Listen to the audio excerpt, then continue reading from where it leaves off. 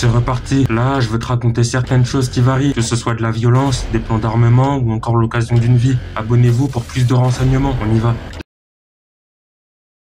Mac 9 sous la mer. Il y a pas longtemps, les Russes ont dévoilé un monstre faisant partie du projet 885M, le sous-marin Perm. Bon, je vous le dis direct, il n'y a pas beaucoup d'informations, donc la vidéo ne va pas durer longtemps. Concernant le sous-marin, il fait 130 mètres de longueur et a une capacité de 64 matelots. Sa profondeur maximale est de 600 mètres, et à cette immersion, il a une vitesse de 31 nœuds, ce qui est vraiment pas mal. Concernant le prix, il a un coût budgétaire de 41 milliards de roubles, la monnaie russe. Mais je te rassure, en euros, c'est dans les alentours de 500 millions. Et créer un monstre pour ce prix, aucun autre pays dans le monde ne pourra rivaliser avec la Russie. Après, le point fort de ce bâtiment est qu'il est nucléaire. Mais ce sont ces missiles qui ont fait du bruit. Et je vous présente le missile Zircon, et c'est lui qui fait flipper. Déjà, il peut aller à Mach 9 et toucher sa cible dans un rayon de 500 à 1500 km, avec une précision chirurgicale. Mais ce qui est chaud, c'est qu'il est hybride. Il peut être nucléaire ou de classe conventionnelle. En cas de conflit, il sera lancé depuis le sous-marin Perm ou un frégate russe. Si tu ne comprends pas ce que je veux dire, c'est simple. Le Zircon coûte environ 5 millions d'euros.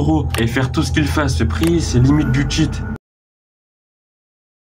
La riposte hispanique. Ce soir, je vais te parler de la redoutable Inquisition espagnole. Avant qu'elle commence, les musulmans avaient pas mal de territoires appartenant à l'Espagne, mais celle-ci va prendre les armes pour tout récupérer. En 1478, lorsque l'Espagne va gagner, avec l'accord de Isabelle Ier et Ferdinand d'Aragon II, le pape Sixte IV va instaurer l'Inquisition espagnole. C'est un secret pour personne, mais à l'origine, l'Espagne est catholique. Pour cela, les hautes sphères vont nommer des inquisiteurs pour accomplir une seule mission. L'objectif ultime était de convertir les populations musulmanes et juives au catholicisme, et ceux qui refusaient ou pratiquaient d'autres religions en cachette étaient torturés ou alors brûlés vifs. Mais c'est lorsque l'inquisiteur général nommé Tomás de Torquemada va reprendre les rênes que l'inquisition espagnole va vraiment atteindre son apogée. De plus, le pays va bien s'enrichir, car les Espagnols vont prendre toutes les richesses appartenant aux gens morts. Pour conclure, cette méthode sera un gros succès, mais c'est durant le 19e siècle, plus précisément en 1834, que l'inquisition va disparaître.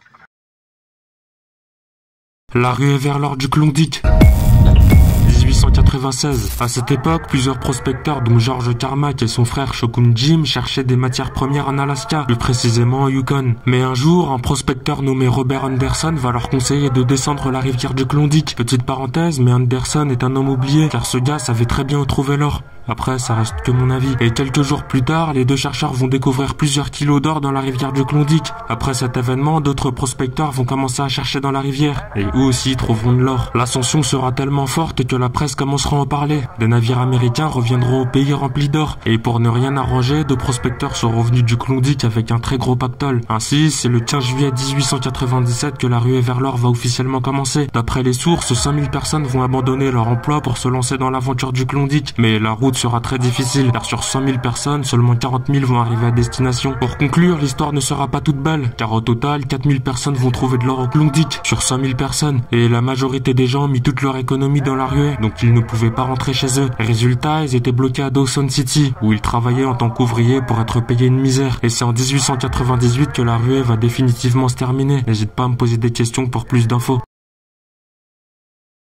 Les goulags russes. Ce soir, je vais te parler d'une légende bien réelle qui a fait grand bruit. Déjà, le mot goulag en russe veut dire administration principale des camps en français. De plus, c'est durant le règne de Staline que les prisons russes vont devenir célèbres. Premièrement, quand tu atterris là-bas, tu travailles pour la nation. À Bamlag, c'est le chemin de fer. Vorkuta, c'est le charbon. Et Gorlag, la mine. Évidemment, il y a des milliers d'autres camps construits par Staline. Deuxièmement, les détenus qui sont là-bas ont subi des procès truqués et des délits imaginaires qu'ils n'avaient pas commis. La durée de détention au goulag est de 5 ans pour les personnes normales et 10 ans jusqu'à la mort pour les opposants politiques et ceux qui posent problème à la nation. Troisièmement, il y a les conditions de détention qui sont extrêmes. Ils travaillent toute la journée, ils construisent des choses inutiles et ne mangent quasiment pas. Ainsi, c'est catastrophique. 9% des détenus, voire plus, sont morts d'épuisement, de faim, de maladie et certains ont même attrapé des virus qui circulent dans les camps. Quatrièmement, la violence était permanente. Les gardes tabassaient les prisonniers et parfois ce sont les détenus qui se battaient entre eux. Pour vous faire une image, imaginez juste deux hommes qui n'ont pas mangé pendant 3 jours et qui s'affrontent. Le choc serait violent.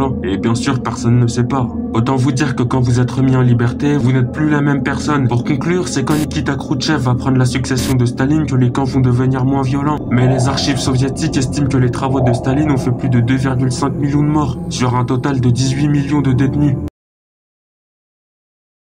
Une info de dernière minute. Apparemment, les Chinois sont impliqués dans la guerre en Ukraine. D'après les renseignements, ils agissent depuis 2023 sur le sol ukrainien, car certains combattants chinois portent l'uniforme russe pour ne pas attirer l'attention. De plus, ils sont payés 1900 voire 2000 euros pour occuper le terrain. Au départ, Pékin niait les faits, mais des preuves sont sorties. Les gens ont vu un soldat russe et un soldat chinois discuter ensemble grâce à un traducteur. Et il y a pas longtemps, deux mercenaires chinois apparemment sous contrat se sont fait arrêter en Ukraine. Après, reste à savoir s'ils sont indépendants ou c'est la Chine qui aide la Russie, car les deux pays sont alliés.